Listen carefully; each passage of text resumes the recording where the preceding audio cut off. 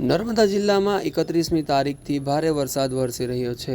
ઠેર ઠેર જળબંબાકારની પરિસ્થિતિ સર્જાઈ રહી છે।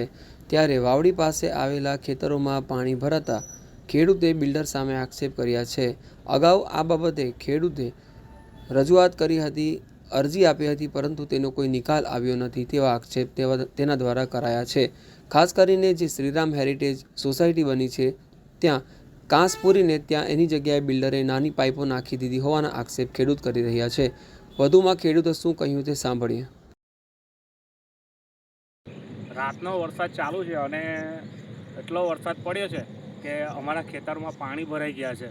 અમે તંત્રને રજૂઆત કરેલી, પહેલાં લેખિત રજૂઆત કરેલી અમે ખેડૂતો દ્વારા કે અહીંયા પાણી ભરાય છે, પાણી ભરાય છે અને આ બિલ્ડર શ્રીરામ હેરિટેજના બિલ્ડર દ્વારા જે વરસાદી પાણીની કાસ છે એની પર નાની સાઇઝની પાઇપ ભૂંગળા નાખીને પાણીનો અવરોધ કરેલ છે।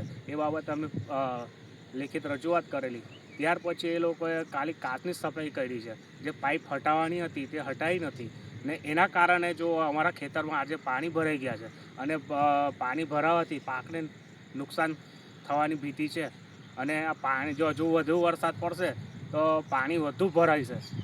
એટલે તંત્રને અમારે એટલી અપીલ છે કે વહેલી તકે જો આ પાણીનો નિકાલ કરાવે, જે પાઇપ છે એ કઢાવીને જો અહીંયા પાણીનો જો વહેલી તકે અમારે આ પાણીનો નિકાલ કરાવી આપે એટલી તંત્રને અમારે।